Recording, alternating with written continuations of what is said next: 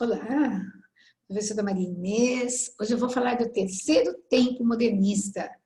Eu vou começar a falar da poesia de João Cabral de Melo Neto, poeta engenheiro, poeta do teatro, poeta do drama, né?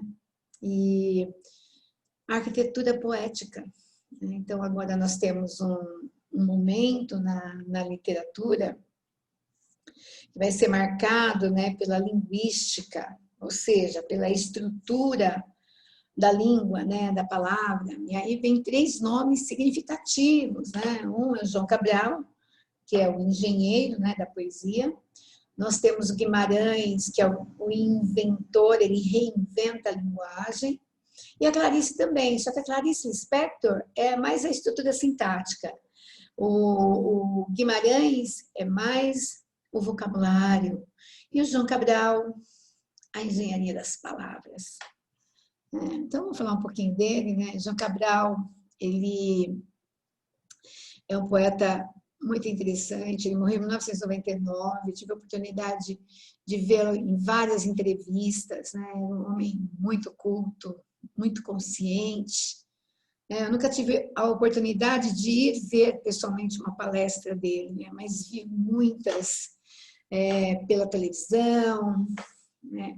Pela internet, e de vez em quando ainda assisto, porque eu gosto. Curto muito a poesia, principalmente O Cão Sem Plumas, Morte e Vida Severina, né? São inesquecíveis, né? Bem, ele tem dois contextos, Brasil, Recife, e Sevilha, na Espanha. João Cabral, ele teve um período que atuou como diplomata, então ele viajou fora do país, né, principalmente pela Espanha. Então, aí, nós também temos que lembrar que ele, em 1990, ele foi eleito para a Academia Brasileira de Letras, né? Então tem aí uma riqueza grande, né? Vamos compartilhar para a gente ver um pouquinho de toda essa riqueza. Vamos lá. Falar um pouquinho de João Cabral, que bonitinho que ele está aí. Vou colocar grandão aqui para vocês enxergarem melhor.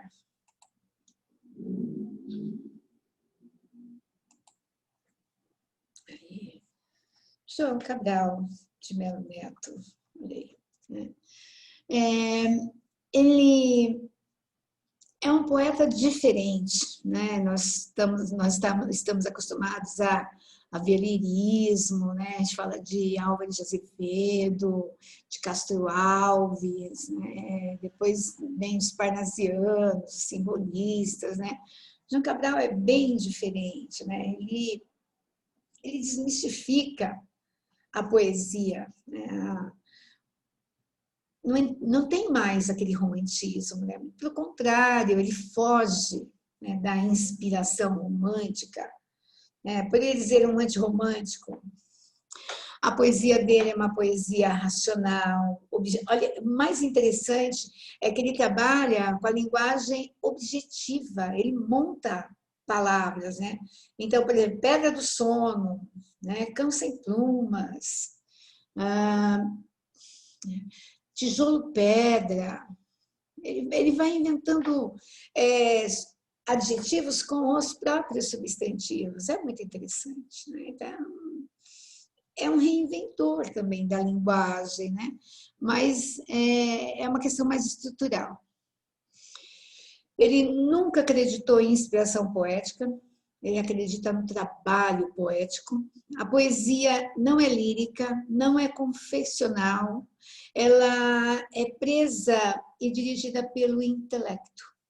Então, é pelo conhecimento, né, de como se elaborar. Então, é bem aquele engenheiro, né, que aprende a técnica, né, o esquadro, o lápis, a borracha, o compasso, né? Então, a mesma coisa, ele vai fazer a poesia, ele vai pegar a rima, a métrica, vai fazer um trabalho. Por exemplo, ele não gosta muito de rima soante, ele gosta de rima toante, ele gosta de rimar os versos ímpares. Ele tem um diferencial, né? O eu é como se estivesse fora da poesia, né? A emoção, ela vem por meio de imagens construídas, imagens soltas, né? Não são imagens presas a um contexto, elas são soltas. É como se você pudesse ir reconstruindo. Tem um pouco a ver com o surrealismo, né? E aí, tudo que é exagero é rejeitado, né? Ele trabalha com o racional. Procura te dar da poesia tudo quanto é excesso, aquilo que ele acha que é supérfluo, né? Se for supérfluo, vai, né? Então, o que é supérfluo para ele, né? Os sentimentos, né? As métricas, as rimas, né? Tudo que é muito programado não é bom. Mas ele gosta muito de figuras geométricas. Então, também aí os traços cubistas, né? É uma linguagem seca, uma linguagem árida, dura. Nós já encontramos um poeta assim, o simplesmente Gregório de Matos, né? E depois o Cláudio Manuel da Costa. No Cláudio Manuel da Costa se tem aí a dureza da pedra, né? E o João Cabral, ele vai partir daí, né? Então a aridez, a secura, né? Então uma poesia muito diferente daquilo que estávamos acostumados. Bem, ele é influenciado pela arquitetura, apesar de ter feito engenharia, né? Também fez um paralelo aí dentro da arquitetura, tá? Então, pela arquitetura de Le Corbusier, né? Consagrado, concreto, ou seja, com figuras de linguagens mínimas, né? Pouquíssimas figuras de linguagem. Aí está a imagem, né, da arquitetura, dessa construção, né, bem diferenciada. E aí ele divide a poesia dele em duas vertentes, se chama de duas águas, né? Nós vamos ter a poesia de construção e a poesia de participação, né? Então, na poesia de construção, nós temos aí a própria verdade, né? Da obra. Então, é a metalinguagem dentro da própria poesia, né? Então, ela vai elaborar. Então, ela é voltada sobre si mesma. Então, é a poesia pela poesia. E a poesia de participação, ela é voltada para os problemas sociais. Por exemplo, né, há uma peça chamada Alto do Natal Pernambucano, que é o segundo nome, o primeiro nome é Morte e Vida Severina, ela é uma peça montada em versos, né? Então, aí, quase que cantados, né? Todas as apresentações que existem, a maioria delas é cantada. Então, perfeito aqui é. Então, essa poesia, ela é voltada para o retirante, né? Você fala, mas é poesia? Então, é uma peça de teatro, mas é em versos, né? E versos redondinhos, né? Tão perfeitos que são. Vamos ver aí, ó. Vamos ver primeiro a poesia de participação, que são poemas sociais. Eles são duros, secos, como se fosse a única maneira de retratar a realidade. Que realidade que ele está falando? Naquele lugar, né, que já foi falado no segundo tempo modernista, foi falado no período romântico, né, que é o regionalismo, ou seja, o Nordeste. Então, ele vai retratar a realidade do Nordeste, as dificuldades do retirante e das pessoas que vivem naquela região tão dura, tão árida, tão seca.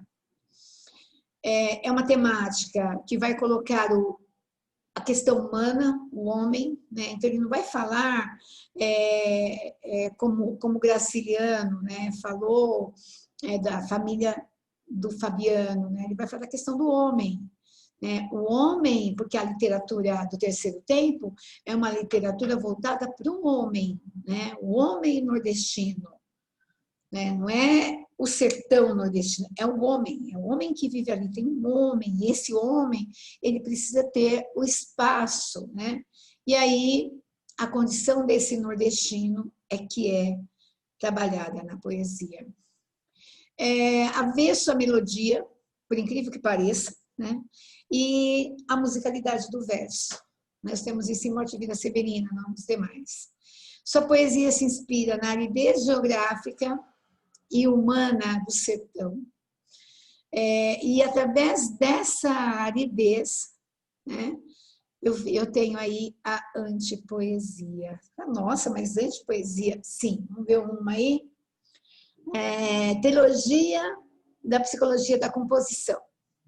Fábula de Anfion. Né? Tentativa do protagonista de buscar o despojamento, ou seja, o fim da afetividade em sua obra de arte. Deve-se conhecer a referência clássica para compreender o poema. Então, olha lá. Uma flauta, como dominá-la? Cavalo solto, que é louco? Como antecipar a árvore do som de tal semente? Daquele grão de vento recebido no açude, a flauta cana ainda? Uma flauta, como prever suas modulações? Cavalo solto e louco? Como traçar suas ondas antecipadamente? Como faz no tempo o mar? A flauta, eu a joguei aos peixes surdos, mundos no mar. Ou seja, toda a musicalidade da minha poesia, dos meus textos, eu despojei, eu não preciso disso. A minha poesia, ela é compreendida, né, pela própria palavra e não pelo afeto que ela proporciona. Eu joguei aos peixes surdos, mudos do mar. Olha lá. Continuando. Não há forma encontrada, como uma concha perdida nos fluxos areais, como cabelo. Não há forma obtida em lance solto raro, tiro nas velas de vidro do invisível. Mas a forma atingida como a ponta do novelo, que a atenção lenta desenrola. Aranha com o mais extremo desse fio frágil, que se rompe ao peso sempre das mãos enormes. Antílde, poemas críticos a favor de uma poesia racional, objetiva, despojada de sentimentalismo. Então, aí agora ele vai mostrar que é possível. Poesia, te escrevia, flor conhecendo que as fezes como qualquer, girando cogumelos raros, frágeis cogumelos, no úmido calor de nossa boca. Delicada escrevia a flor, cogumelos serão flor. Espécie estranha, espécie extinta de flor. Flor, não todo de flor, mas flor, bolha, aberta no maduro. Delicado, evitava o estrume do poema, seu caule, seu ovário, suas intestinações. Esperava as puras, transparentes florações, nascidas do ar, no ar, como as brisas. Deixa eu voltar para cá. Bem, ele é metalinguagem pura, né, para mostrar para a gente que essa poesia não é poesia que envolve sentimento. Por isso que eu falei, é uma poesia árida, é uma poesia dura, né? E se vocês observarem as palavras, mais ainda, olha o que ele fala, extinta de flor, flor, não de todo flor, mas flor, bolha, aberta no maduro, esse é o cogumelo, né? Bem, Cão Sem Plumas, um outro livro dele. Não? O cão sem plumas é um cão sem pelos, uma metáfora do rio Capiberibe. Né? Então, nós temos lá aquelas pessoas que vivem à beira do rio, nas palafitas, né? Ou então em casebres mesmo, né? Feitos ali, né? Como se eles fossem cães abandonados, né? Cães que ninguém quer chegar perto. Por isso chama o cão sem plumas, né? São aquelas pessoas que habitam à beira do rio Capiberibe. Vivem às margens, são marginalizados, não são reconhecidos como seres humanos. Por quê? Porque a invasão não tem endereço. Cão sem plumas, no poema. Ele tem duas abordagens, a geografia física, né, e a geografia humana. A geografia física, ele vai falar sobre o rio Capiberibe, vai descrever. A geografia humana é um homem, né? Esse homem que habita as margens do rio, discute questões sociais e econômicas relativas a essa condição humana, e o poema reflete, né, o homem a partir daquele lugar, né, daquela região. E aí você vai ver que o homem daquela região também sou eu, é você, é o outro, né? Ele é um homem, ele pode estar na pior condição do mundo, ele tem os mesmos sentimentos que eu. Tá? Vamos lá, paisagem do Capibaribe. Capibaribe é que eles falam, né? Capiberibe ou Capibaribe. A cidade é passada pelo rio como uma rua, é passada por um cachorro, uma fruta, uma espada. Aquele rio era como um cão sem plumas. Nada sabia da chuva azul, da fonte cor-de-rosa, da água do copo de água, da água de cântaro, dos peixes de água, a brisa na água. Sabia dos caranguejos, de lodo e ferrugem, sabia da lama, como de uma mucosa. Aquele rio jamais se abre aos peixes, ao brilho, à inquietação da faca que há nos peixes. Jamais se abre em peixes. Abre-se em flores, pobres e negras. Abre-se numa flora suja e mais mendiga, como são os mendigos negros. Abre-se em mangues de folhas duras e crespos, como o negro. Vou botar aqui. Então, ó, ele está falando, né, das questões sociais, né? Então, eu ainda estou na poesia de participação. Tá? Vamos para mais uma. Morte e Vida Severina, ou Alto do Natal Pernambucano. Eu tenho aqui 18 partes, é uma peça, na verdade, né? Então, é feito em verso, é um poema dramático, composto em 18 partes, mas que pode dividir em duas partes. De 1 a 9 é a morte, de 10 a 18 é a vida. Morte e Vida Severina. Então, vou resumir antes de ler e contar aí para vocês os detalhes, né? Eu tenho a história do Severino, que mora lá no sertão pernambucano, e ele quer vir para o litoral, porque ele acha que ele pode ter uma vida melhor, é como se fosse um migrante, né? E ele vai sair, só que até a parte 9, ele só vai encontrar morte. Então, quando ele está se aproximando do rio Capibaribe, ou Capibaribe, ele já sabe, ele vai se jogar no rio, porque não tem vida, não tem valor, não tem importância, né? A vida deles é até os 30, ou quando não, antes dos 30, tanto que ele é chamado de vida Severina. Por quê? Porque o nome desse personagem é Severino, como qualquer Severino que é do Nordeste, né? Tanto que vai ser adjetivo, morte, vida, Severina. Quando ele chega ao rio Capiberibe, que ele vai lá para a ponte, ele vai se jogar, né, que ele vai, aparece o mestre Carpina, que é um carpinteiro. Coincidência, né? O carpinteiro fala para ele: o que você vai fazer? Eu vou me matar, eu vou me jogar da ponte, quero morrer, porque a vida é severina. O Carpina também tem uma vida severina, né? Ele está ali tentando convencer o Severino a não se jogar, né? Porque apesar da vida ser severina, ela vale a pena. Aí aparecem 3 mulheres chamando o mestre Carpina, porque o filho dele vai nascer, né? Olha só, né? Alto do Natal pernambucano. Perceberam? É como se fosse o nascimento de Cristo.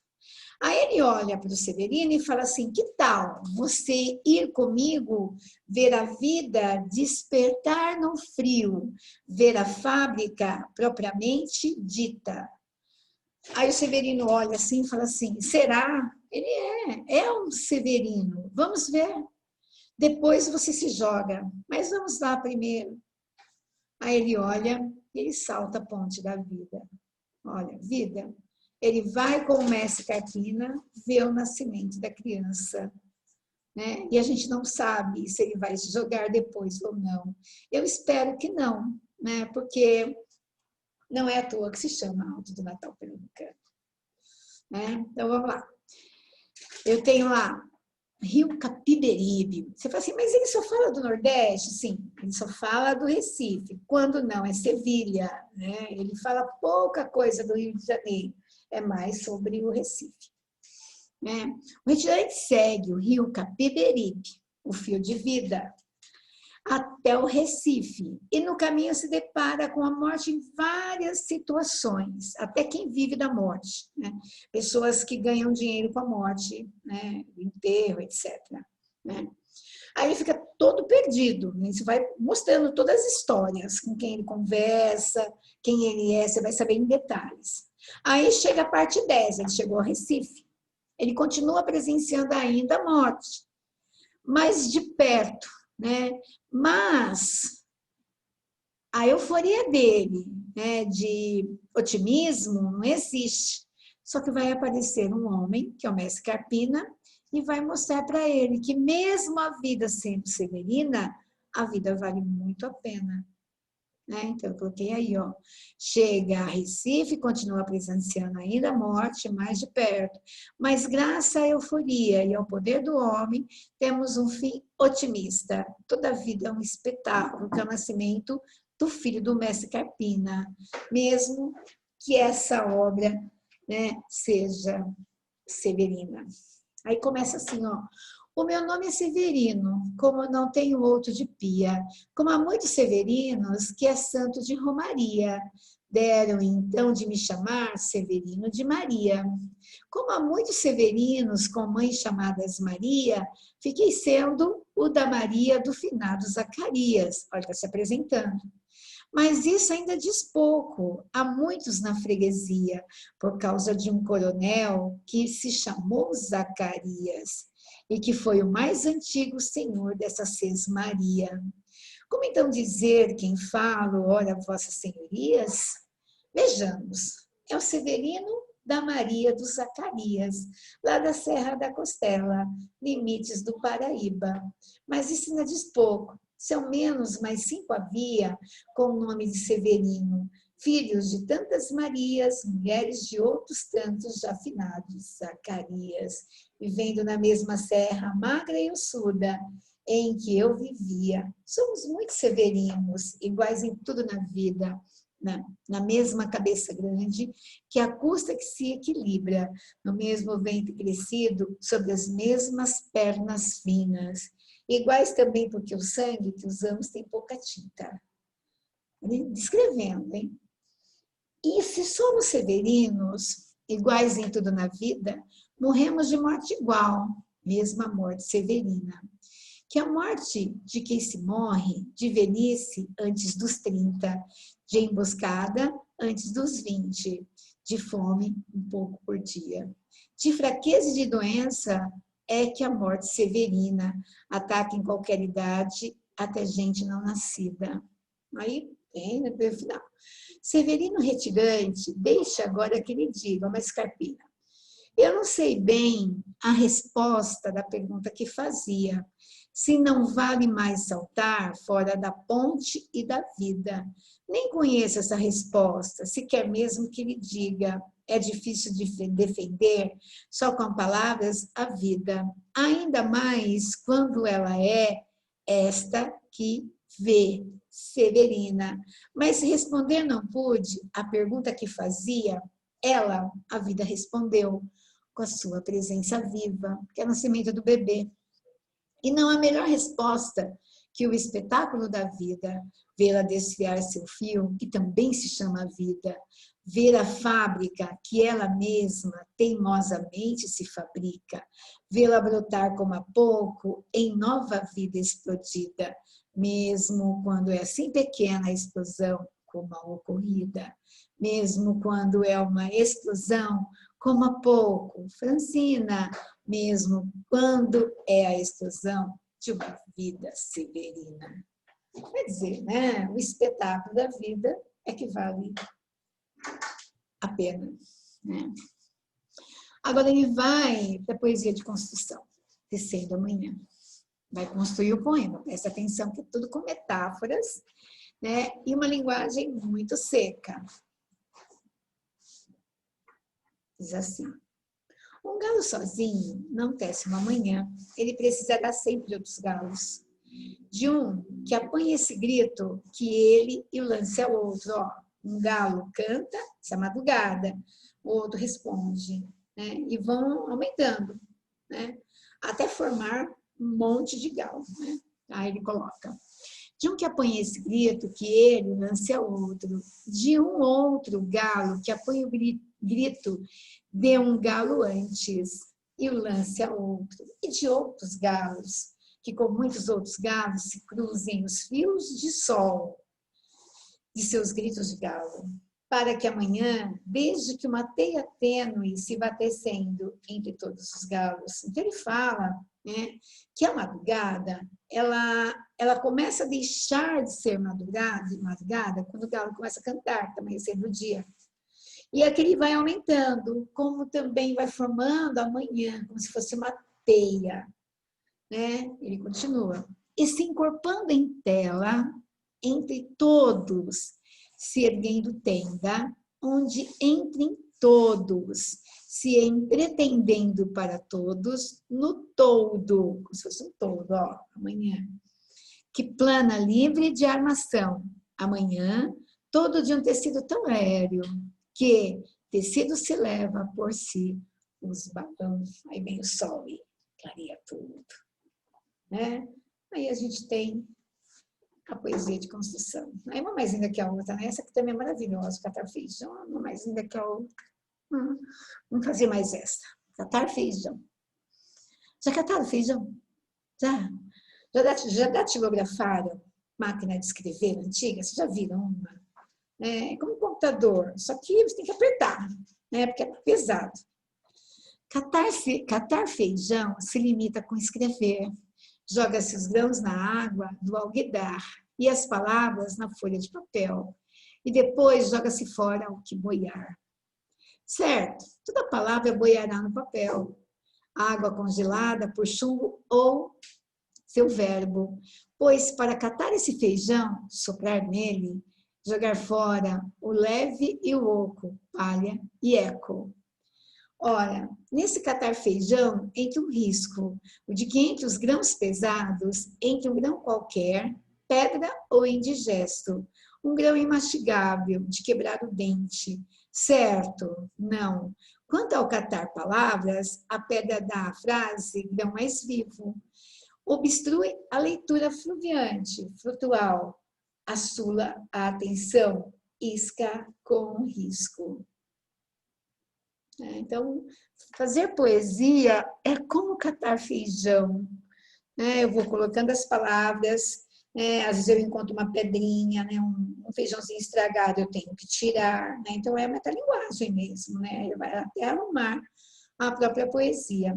Aí tem educação para pedra, tem engenheiro, depois tem umas questões aí que vocês poderiam depois se divertirem, tá certo? Vamos ler essas duas que faltam aí. Educação pela pedra.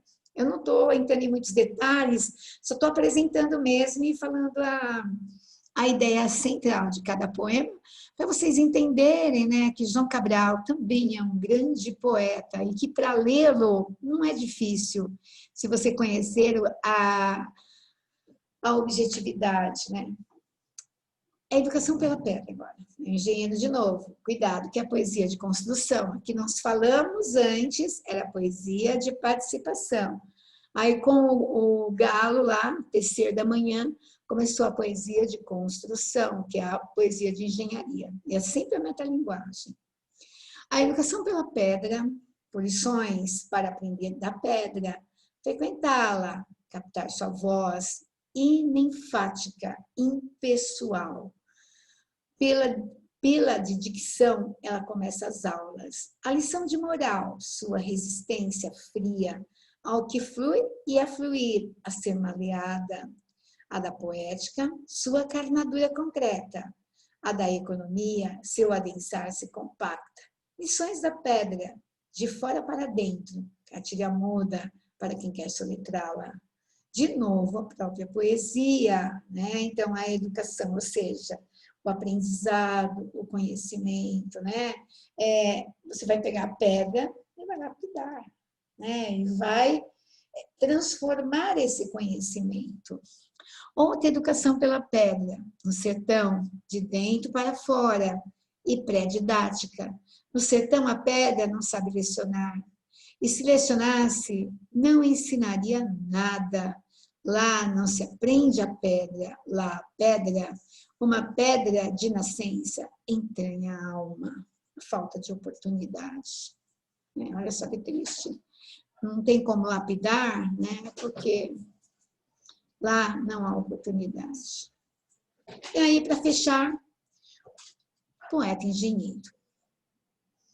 A luz, o sol, o ar livre, envolve o sonho do engenheiro.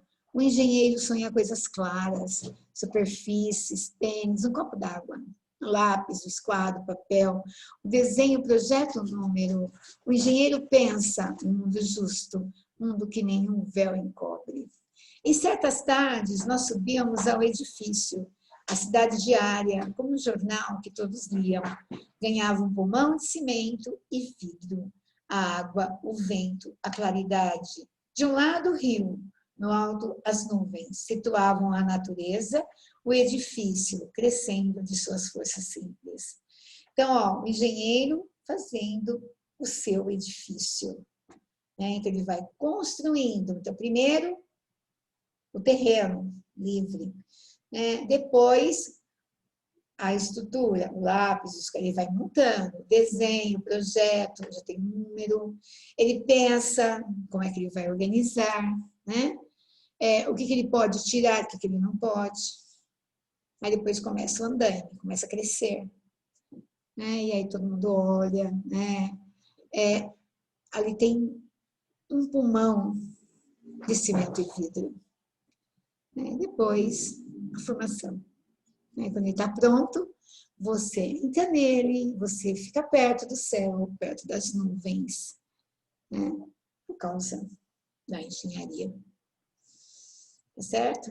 Aí vem umas questões, que se vocês tiverem tempinho, vocês vão fazer, ok? Então, fiz aí uma apresentação pequena, né?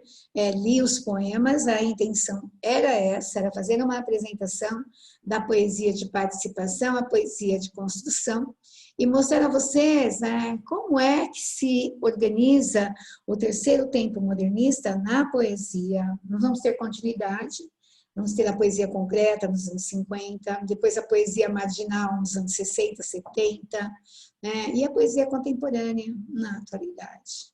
Tá? Tem aparecido no Enem, onde mais aparece a poesia contemporânea, e o poeta mais pedido, ele morreu recentemente, que é o Manuel de Barros. Beleza? Até então a próxima aula. Um beijo.